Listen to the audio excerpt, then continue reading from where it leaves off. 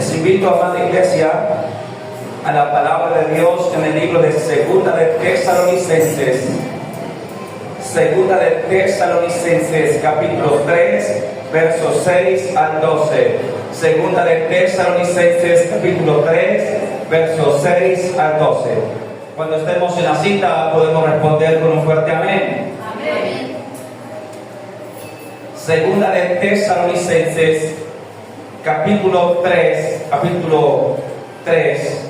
versos 6 al 12.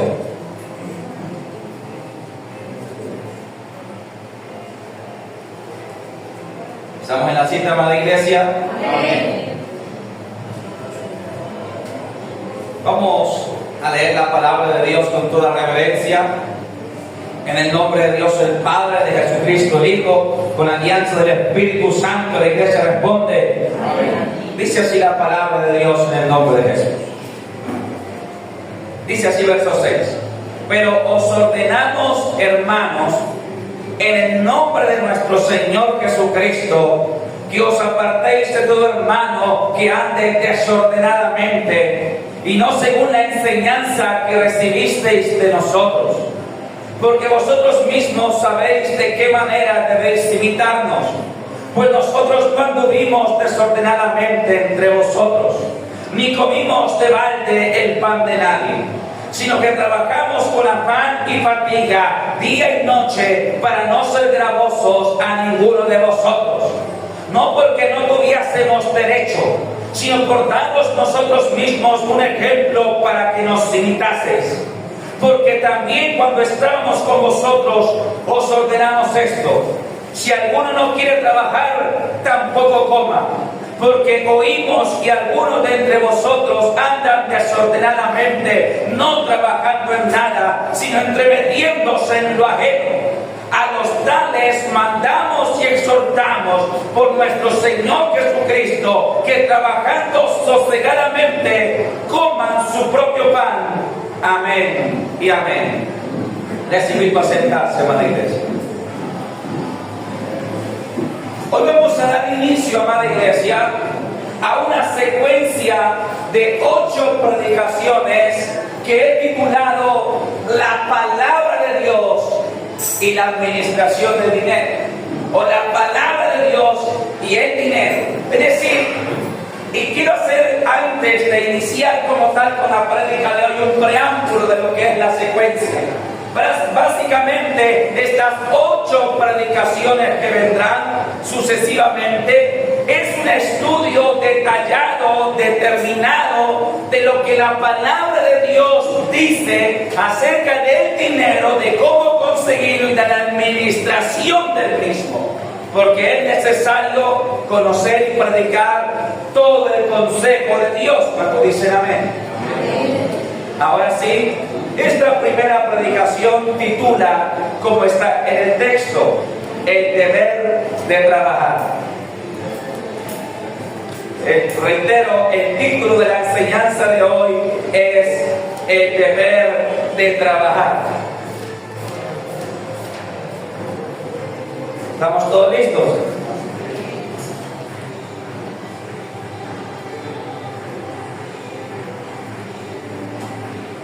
Muy bien, amada iglesia.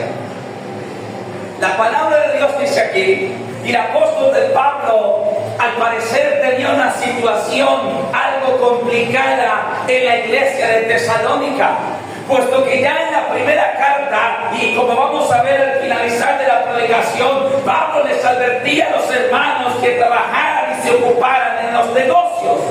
Pero en esta segunda carta, Pablo va de una manera más incisiva, de una manera más de frente, de una manera más contundente.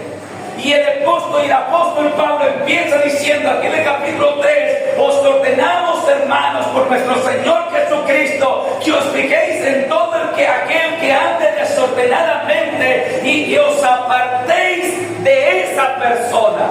O sea, Pablo está detallando que en la iglesia de Tesalónica hay un desorden que se está presentando, hay algo que no está funcionando bien entre los hermanos, y a eso Pablo lo llama desorden. Y dice: os fijéis, amados hermanos, en aquellos que andan desordenadamente,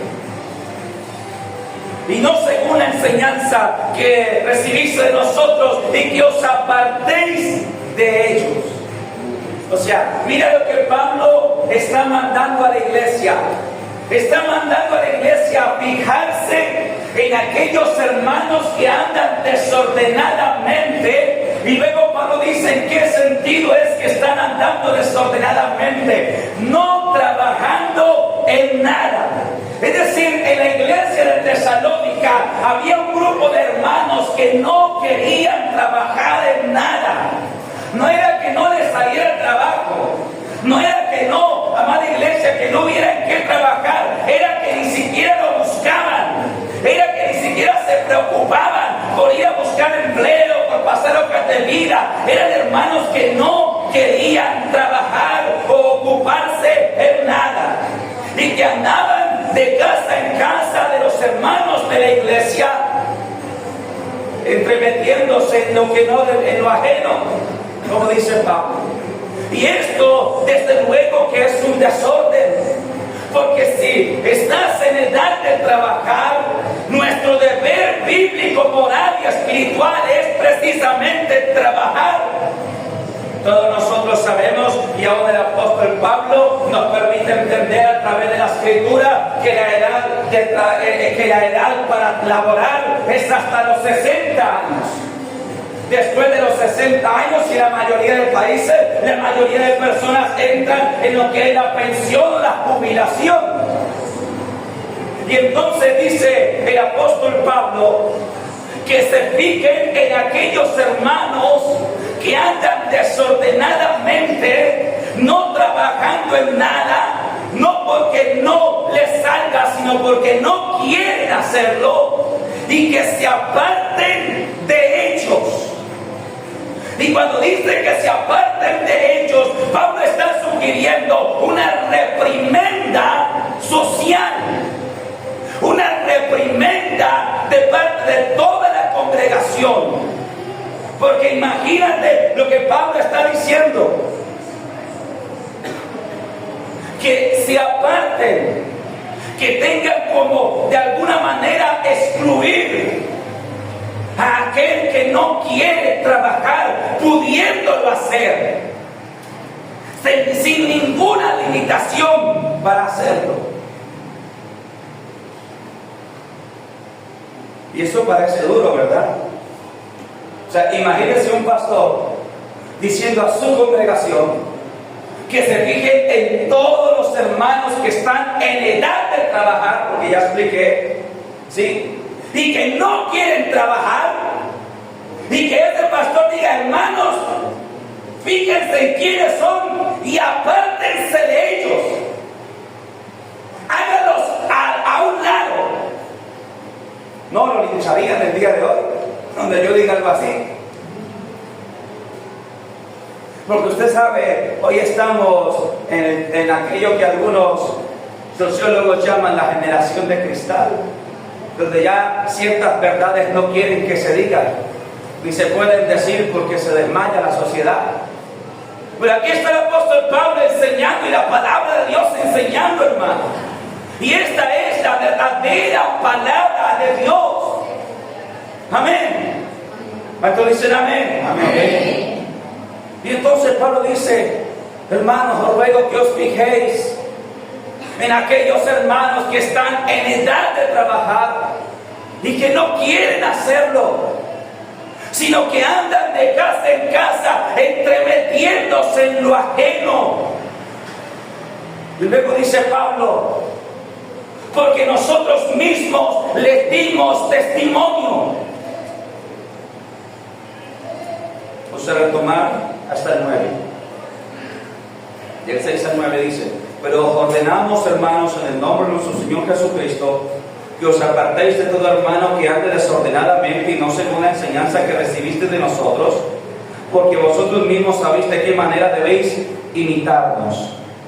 Pues nosotros no anduvimos desordenadamente entre vosotros, ni comimos del pan de nadie, sino que trabajamos con afán y fatiga día y noche, para no ser gravosos a ninguno de vosotros, o sea, para no ser carga. Verso 9.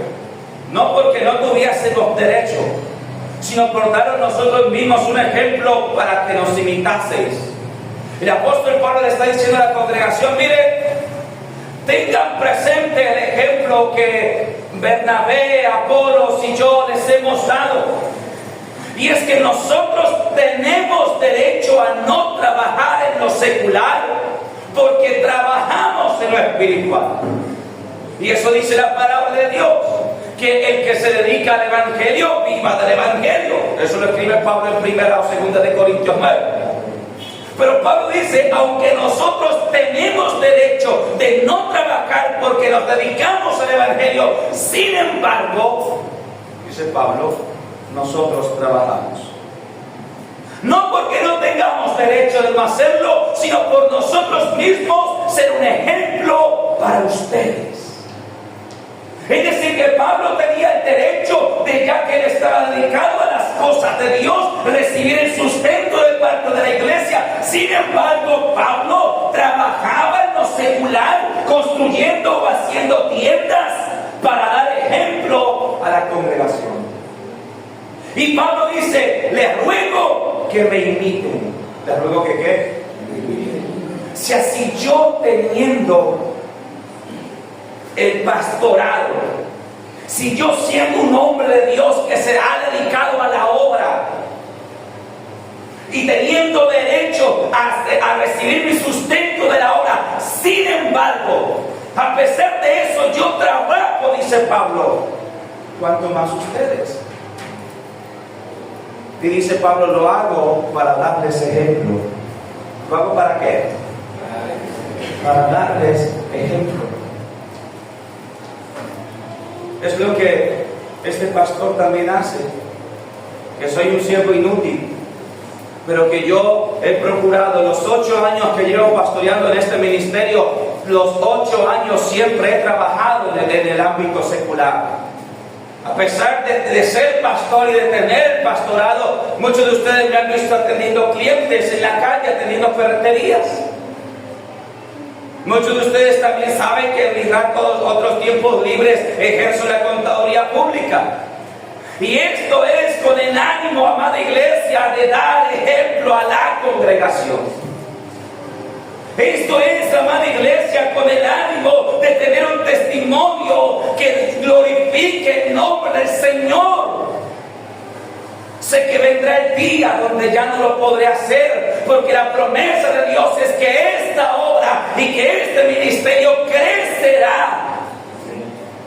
Y cuando el ministerio haya crecido bastante, demandará todo mi tiempo. Pero hasta ese entonces yo trabajaré para la gloria de Dios. Amén.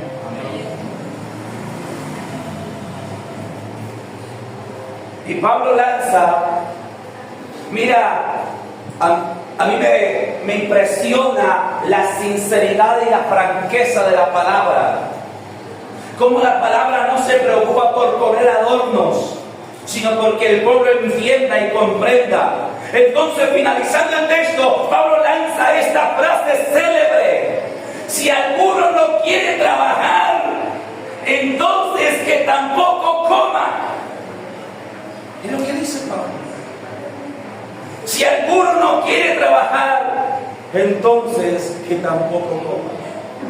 ¿Por qué Pablo hace énfasis en el deber de trabajar? Amada iglesia, por varias razones, las cuales vamos a ir viendo a lo largo de esta prédica. Número 1, para que tengas sustento para ti, para tu casa. Para que tengas ¿qué? Sustento para ti y para tu casa.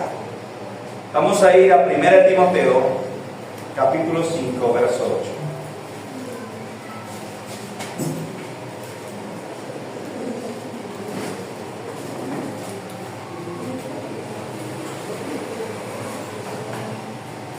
Unas páginas hacia adelante.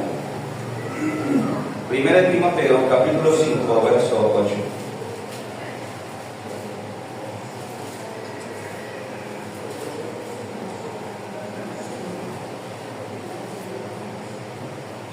Estamos en la cita de la iglesia. 1 Timoteo 5, 8 dice así en el nombre de Cristo Jesús. Porque si alguno no provee para los suyos, ¿si alguno qué? Porque si alguno no provee para los suyos y mayormente para los de su casa, ha negado la fe y es peor que un incrédulo. Y aquí desde luego está hablando mayoritariamente y sobre todo al varón. Porque usted sabe que la mayor responsabilidad de proveer para la casa Dios le entregó al hombre. Y dice el apóstol Pablo, porque si alguno no provee para los suyos y mayormente para los de su casa, mira lo que pasa, ha negado la fe. No es un verdadero cristiano, no es un verdadero creyente, no es un hijo genuino de Dios. Porque aquel que no quiere trabajar y que no quiere proveer para sí mismo y para su casa, ha negado la fe. Y esto es peor que un incrédulo. Y cuando dice es peor que un incrédulo, a mí me aterraba esa afirmación. Pero vine a entender que aquel que no quiere trabajar, que es loco o malo en su trabajo, siendo cristiano, es peor que un incrédulo porque su testimonio es malo. Porque su mal testimonio lo que hace es alejar a mucha gente de la fe. ¿Qué pasa cuando un mundano es mal trabajador? Nada. Pero ¿qué pasa cuando un cristiano es mal trabajador? Que el jefe, los compañeros de trabajo van a decir, mire fulano, tan incumplido que es, tan irresponsable que es, tan perezoso que es. Y luego van a decir, y eso que es cristiano, y eso que va a la iglesia. Por eso es que Pablo dice que el que no quiere trabajar es peor que un incrédulo. Porque su testimonio malo en el trabajo hace que los incrédulos ni siquiera quieran llegar a la iglesia. Porque su testimonio de mal trabajo o de mal trabajador, ama la iglesia, desmotiva a los que le conocen. Una vez, y esto es algo real, una vez yo necesitaba hacer un arreglo a mi moto, hace un par de años atrás. Y una cuñada mía me había recomendado cierto mecánico de cierto lugar, de un lugar de motos. Y entonces yo fui a ese lugar y yo pregunté por nombre, por aquí, ¿dónde tiene el taller, donde trabaja el señor fulano de tal? Lo busqué y no lo encontré. Finalmente, llevé la moto a uno de los talleres, porque es un lugar de solo talleres. Ingresé mi moto en uno de los tantos talleres que había ahí para que me hicieran el mantenimiento, el arreglo, lo que había que hacerle. Y cuando la persona o el varón que me arregló la moto estaba terminando, yo le dije, disculpe, me acordé y le pregunté, ¿usted sabe qué ha pasado con el mecánico fulano de tal? Porque me lo recomendaron, pero yo vine a buscarlo y no lo encontré. Y me dice este varón que era un incrédulo, me dijo, ese fulano, mire, hizo esto, arregló mal una motocicleta, no dio garantía, se fundió, no sé qué, cambiaba los repuestos buenos por malos, estafaba a los clientes y como se le dañó su reputación, se fue y no volvió. ¿Y sabe qué dijo? Luego agregó, y eso, que dice que es cristiano. Hermanos, mi modo de predicarlo e invitarlo a la iglesia, yo que procuro predicar a casi todo aquel que Dios me pone en el camino, yo dije, pero ¿cómo le voy a predicar? Mira el mal testimonio que ha dejado este hombre, este mecánico. Amada iglesia, por eso es que Pablo dice que el que no quiere trabajar o el que es mal trabajador ha negado la fe y es peor que un incrédulo. Porque por su mal testimonio de trabajo, muchos incrédulos ni siquiera van a querer interesarse. Caso contrario, cuando tu testimonio de trabajo es bueno, como creyente. ¿Sabe aquí a mí que me han dicho para la gloria de Dios? Clientes incrédulos y gente impía. Recientemente un incrédulo me dijo: oiga, usted no tiene un hermano de su congregación que quiera trabajar conmigo. Me dijo: es que los pastores de su congregación han salido buenos trabajadores. Porque la otra vez yo le había recomendado a otro hermano que le gustó cómo trabajó. Y eso es lo que sucede cuando tu testimonio de trabajo es bueno. La gente va a decir: oiga, pero qué bien que trabajan los cristianos, qué bueno que es su trabajo, qué responsables que son, qué honestos que son, qué íntegros que son, qué cumplidos que son. Yo quiero trabajar con alguno de ellos.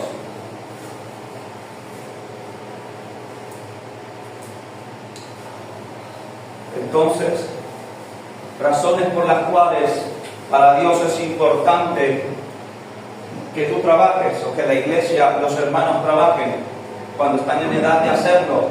Número 1, para que tengas sustento para ti y para tu casa. Número 2, por causa de tu testimonio. ¿Por causa de qué? Del testimonio, amada iglesia.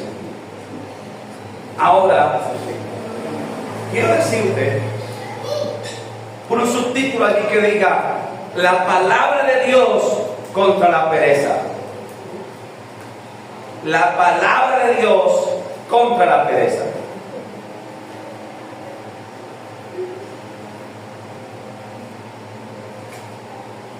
Vamos a ir a Proverbios capítulo 6,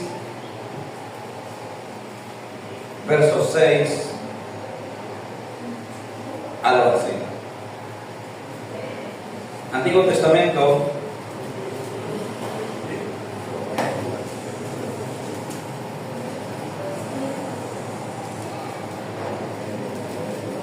libro de Proverbios, capítulo 6, versos 6 al 11.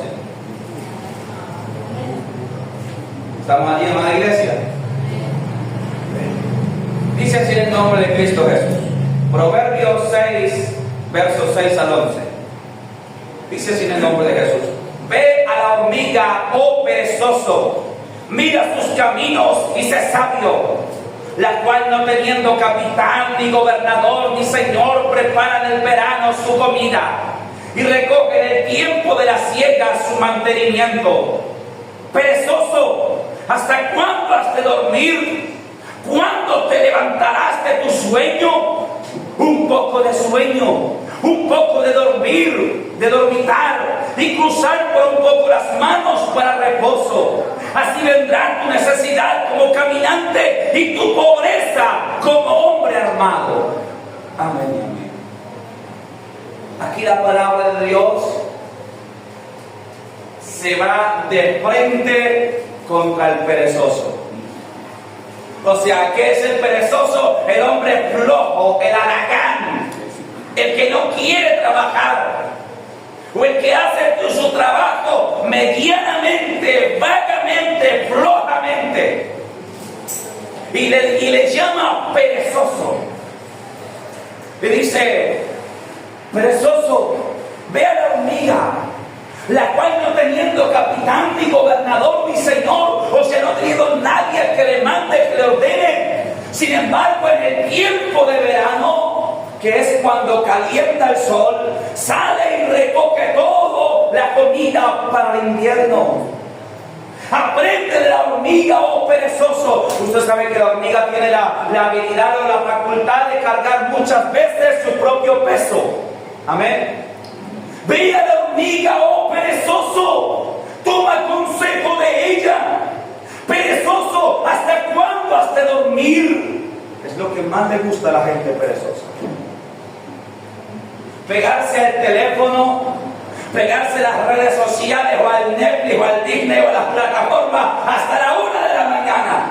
Y al otro día levantarse a las 9, 10 de la mañana lagañoso a pedir el desayuno que lo traigan a la mesa. Eso es lo que le gusta al perezoso, dormir. ¿Hasta cuándo has de dormir? Un poco de dormitar, un poco de cruzar las manos para reposo. Así vendrá tu necesidad como caminante y tu pobreza como hombre armado. Amada iglesia, yo quiero decirte, aquel que no se esfuerza en su trabajo, aquel que no se es destacado en su trabajo, amada iglesia, no va a prosperar.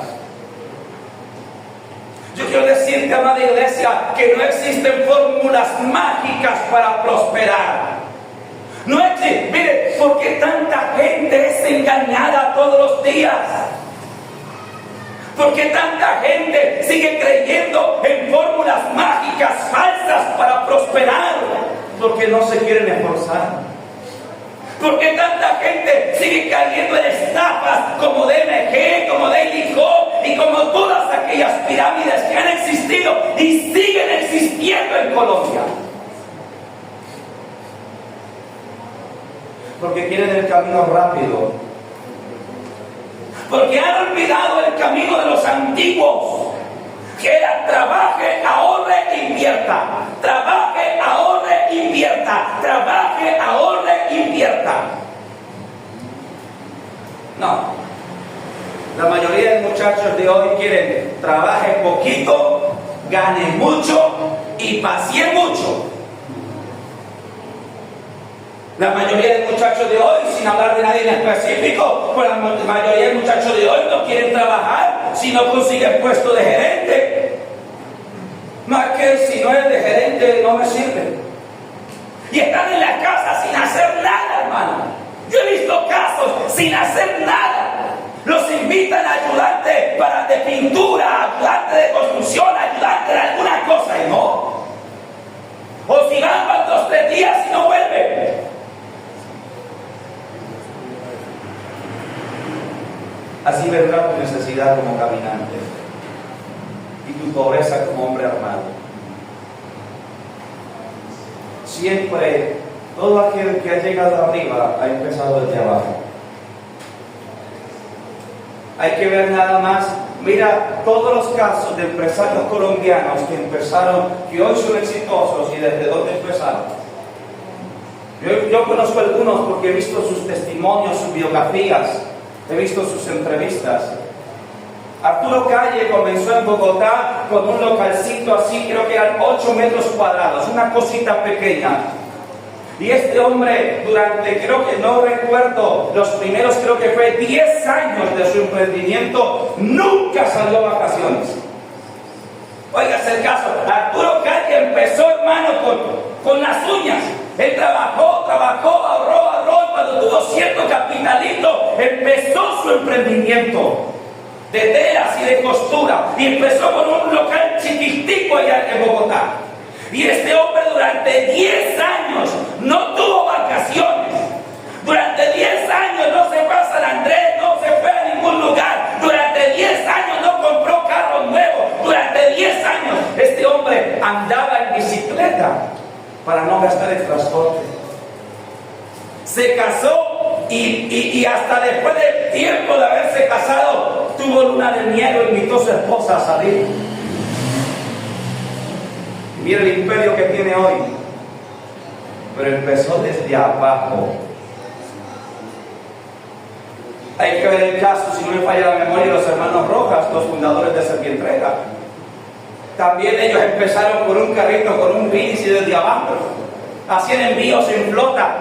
O sea, esta gente trabajó, hasta que lo logró. Pero fueron años de trabajo, de esmero, de esfuerzo. Fueron años de trasnocho, de jornadas largas de 14, 16 horas de trabajo. Años. Ellos no tuvieron un papá millonario que les puso la empresa.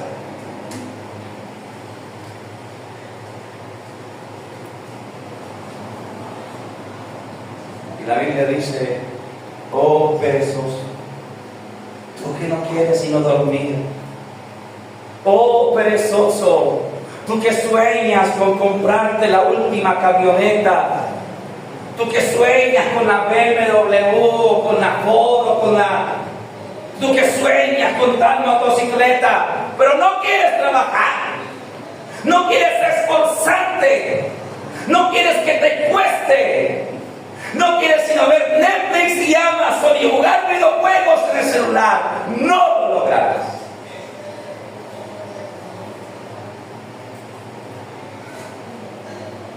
No lo lograrás.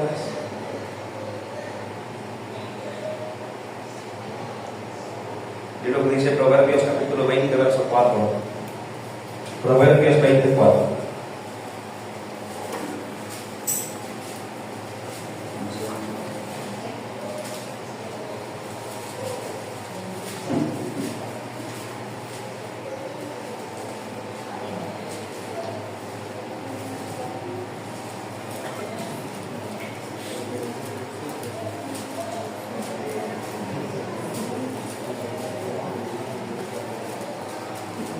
Estamos en la cita de la iglesia.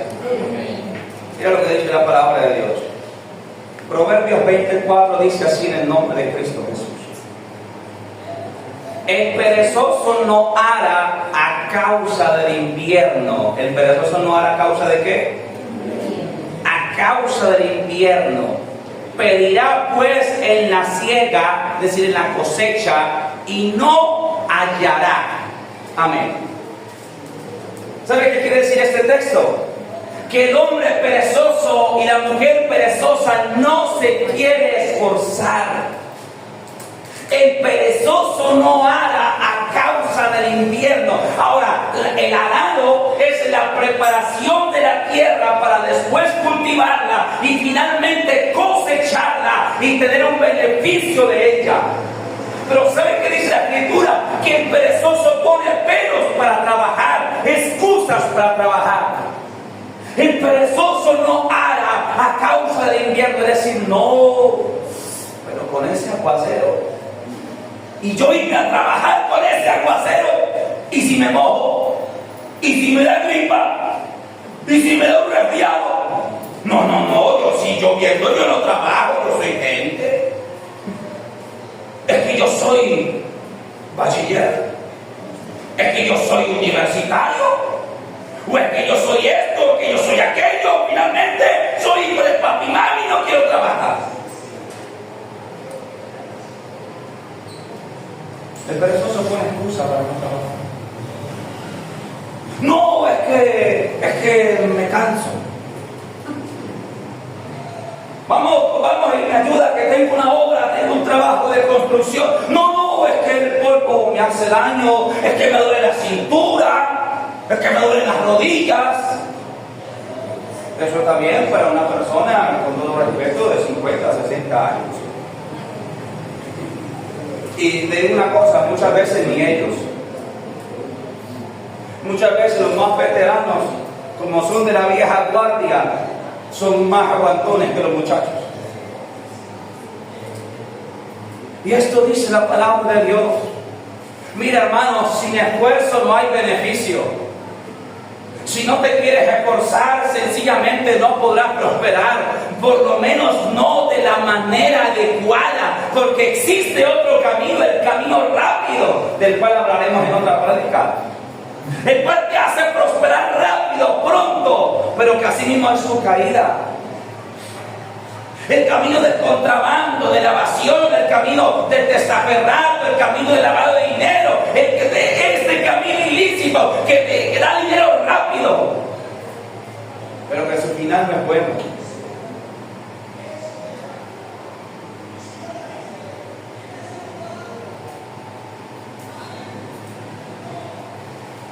Amada iglesia,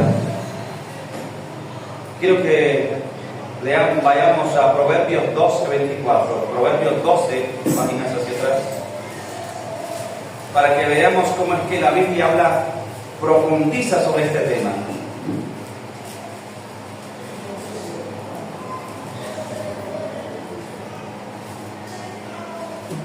Proverbios 12:24. ¿Estamos allí?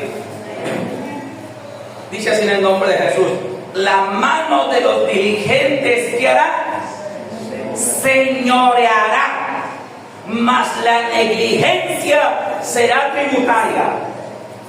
La mano de los diligentes señoreará. Es decir, la mano del diligente a la larga vendrá a ser el jefe, a la larga vendrá a ser el patrón, a la larga este que hoy es diligente en su trabajo, que es bueno en su trabajo, mañana emprende y vendrá a ser el jefe, hoy escalando posiciones dentro de la compañía y vendrá a ser el jefe, porque el diligente prospera donde esté. Si tú eres diligente en tu trabajo, en la empresa, en la compañía donde tú trabajas, sabes que es lo natural que con el paso del tiempo vayas escalando. Que tu jefe se dará cuenta de que tú eres esforzado, de que eres bueno en lo que haces, que tu jefe se dará cuenta, iglesia, el día de mañana necesitará a alguien que le ayude y pensará en ti. Yo les he testificado, hermano, para la gloria de Dios. Y no por vanidad mía, sino como dice Pablo, para presentarme como ejemplo. En todas las compañías y empresas donde yo he trabajado, finalmente me he ganado la confianza de todos mis jefes. No porque sea lambón, perdone la expresión. No porque le lleve detallitos y le compre torticas y le lleve empanaditas, no. Sino porque mi trabajo ha sido destacado. Cuando existió Replay allí en el centro comercial Viva, que yo trabajé en ese almacén de cadena, éramos más de 100 empleados. De mi departamento éramos como 12 empleados, solo de mi sector, de mi departamento. Y cuando mi jefe tuvo creo que fue una incapacidad como de 20 días, a quien dejó encargado del departamento fue a mí, aun cuando yo tenía compañeros más antiguos que yo. Y compañeros míos se molestaron conmigo y con mi jefe por haber quedado yo, mi persona, como encargado, cuando ellos tenían más antigüedad. Por lo que el jefe vio fue la diligencia, el compromiso, la responsabilidad. Y así ha pasado en todas las empresas donde he trabajado. Amada iglesia, porque la mano del diligente señoreará, mas el negligente será tributario. Es decir, el que prospera es el que se esfuerza, el que prospera es el que es diligente, el que prospera es el que empieza de abajo, pero hermano, se esfuerza, es valiente, se toma la jornada muchas veces, pero Dios lo lleva a grandeza. El día que tu jefe se incapacite, que pase alguna cosa, pensarán en ti. No van a pensar en el que llega tarde y se va temprano. Porque hay gente perezosa así, llega tardecito, pero si sale a las 5, faltando 10 para las 5, ya está en la puerta.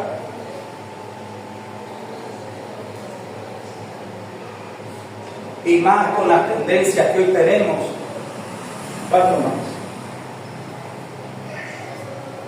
Y finalizamos con esto. Primera de Tesalonicenses, capítulo 4, versos 9 al 12. Primera de Tesalonicenses, capítulo 4,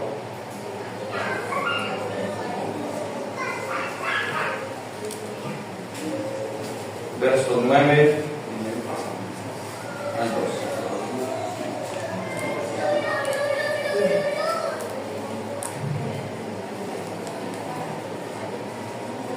Primera de Tesalonicenses, capítulo 4, versos 9 al 12. Pablo amonesta a los hermanos al amor fraternal y a ocuparse en sus negocios. Dice así en el nombre de Cristo Jesús. Primera de Tesalonicenses, capítulo 4, verso 9. ¿Lo tienen, iglesia? Dice así en el nombre de Jesús. Pero acerca del amor fraternal, no tenéis necesidad de que os escriba, porque vosotros mismos habéis aprendido de Dios que os améis unos a otros, y también lo hacéis así con todos los hermanos que están por toda Macedonia. Pero os rogamos, hermanos, que abundéis en ello más y más, Verso 11, y que procuréis tener tranquilidad y ocuparos en vuestros negocios. ¿Ocuparos en qué? En vuestros negocios, y trabajar con vuestras manos de la manera que os hemos mandado, a fin de que os conduzcáis honradamente para con los de afuera y no tengáis necesidad de nada. Amén. En este texto, en el cual finalizamos la práctica, pero tranquilo, ninguno tiene afán de irse, ¿verdad? ¿Cuántos dicen amén? Amén. Dice el apóstol Pablo empieza el texto amonestando a la iglesia a algo que siempre es fundamental: el amor fraternal. Hermanos, que os améis unos a otros y que tengáis tranquilidad entre vosotros. Esto es fundamental en la iglesia. Amarnos entre nosotros, tener amor fraternal. Pero luego en el verso 11 dice el apóstol Pablo: y que procuréis tener tranquilidad y ocuparos en vuestros negocios y trabajar con vuestras manos de la manera que os hemos mandado. Ahora, aquí cuando la palabra dice acerca de ocuparnos en nuestros negocios, significa dos cosas: ocuparnos en nuestros asuntos laborales, pero también, amada iglesia, podemos entender que Dios sugiere que tener negocio o ser independiente, emprendedor, es mucho mejor que ser empleado. Yo voy a terminar la prédica de hoy con esto. Si tú eres empleado, está bien, pero si eres independiente, está mejor. Y si tienes tu propio negocio, tu propia artesa de amasar, como le llaman algunos, es todavía mejor. ¿Por qué? Porque el independiente y el dueño de negocio tiene la capacidad de manejar su propio tiempo, y de esa manera tiene la capacidad de sacar el tiempo para Dios. Mientras que el empleado depende de un jefe. Yo voy a poner un ejemplo práctico y rápido.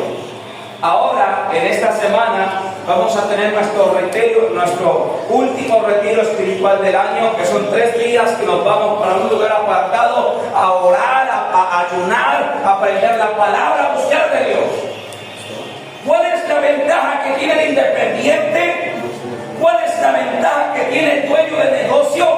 Que el independiente del dueño de negocio puede decir: cierro o dejo a alguien encargado y me voy para el retiro. El independiente puede decir: ordeno mi trabajo y saco esos 3 días, porque no tiene patrón, porque es su propio jefe y puede hacerlo. En cambio, el empleado sí tiene que pedir permiso. Y el empleado depende de que el patrón le diga que sí o le diga que no. Entonces, por eso es que aquí en la palabra podemos entender que ocuparse en su negocio también significa, y podríamos entender que tener negocio y que emprender es bueno. Amén. Ahora, ¿cuál es el gran peligro del que emprende? Que si no tiene su carácter definido, si no tiene sus prioridades definidas, puede empezar a quitarle el primer lugar a Dios por su negocio. Ese es el riesgo. Amén. Pero yo quiero decirte, amada iglesia, no creas a fórmulas mágicas para prosperar. Porque con el ámbito o con el deseo que los hombres tienen por prosperar, los otros hombres que son más sagaces, en este aspecto, lo que hacen es utilizar ese deseo de prosperar rápido, es decir, esa codicia, para engañar a la gente. Por eso es que la gente sigue creyendo en pirámides. Por eso es que la gente sigue creyendo en un poco de mentiras y engaños. Pero voy a decir algo. Últimamente, cuando abro un video de YouTube para ver, me gusta ver noticias en YouTube. Y últimamente, cuando abro un video de YouTube para ver alguna noticia, me sale una propaganda donde supuestamente Arturo Calle o bueno, gente pública dice un nuevo plan, los colombianos que inviertan 420,000 o 30,000 pesos podrán cosechar 12 millones de pesos en la primera semana. Anuncio de YouTube, hermano, anuncio, propaganda. Los colombianos, y ponen la imagen de Arturo Calle, de David Vélez, que es un empresario colombiano, y como ya existe la IA, entonces lo que hace la inteligencia artificial, lo que hacen es copiar la voz de ellos y la imagen de ellos, y pareciera que fuera ellos. Y yo decía dentro de mí, Dios mío, cuánta gente ya no habrá caído en esto. Cuánta gente que todavía cree en los unicornios. Hermano, porque es que usted cree en eso, es creer en los unicornios. Creer que usted va a invertir 420,000 y que la semana siguiente le van a regresar 12 millones, eso no lo cree nadie. Pero ¿sabe qué? Los hombres son tan sinvergüenzas que muchos no creen en Dios, pero sí creen en eso. O sea, la gente es tan tremenda, hermano, que muchos no creen en la iglesia, no quieren venir a la iglesia, no quieren creer en Dios, pero sí creen en eso. Yo te digo, no existen fórmulas mágicas para prosperar. No es cierto. Y ¿saben qué es lo peor? Que ese tipo de engaños y de mentiras también ya se metió a la iglesia. Por eso es que hoy día existen las falsas iglesias de la prosperidad, que dicen a la gente, venga y siembre 1,000,000 de pesos y Dios le va a dar 10 millones. Venda su carro viejo y traiga la plata a la iglesia y Dios le va a dar un BMW o una Toyota. Y gente que lo cree. Mira, yo te voy a decir esto. Y tranquilo, ya estoy finalizando. Pero que usted sabe que los finales míos son así, media hora más de predicación. Amada iglesia, una vez vi una imagen que decía, y que yo dije, tiene toda la razón. Aparecía la imagen de un profeta antiguo, ejemplo tipo Moisés o alguno de aquellos, y decía, yo te traigo una palabra de Dios para prosperar. Te voy a soltar la palabra, como dicen aquellos falsos profetas de la prosperidad. Ellos te dicen, te voy a soltar la palabra, te voy a dar la palabra por la cual vas a prosperar. ¿Y sabes qué decía abajo? Trabaja. Segunda Tesalonicenses 3, 6 al 12. Trabaja, hermano. Esa es la forma de prosperar. Trabajen, ahorren, inviertan. Hasta aquí la palabra de Dios en esta mañana. Dale gloria a Dios.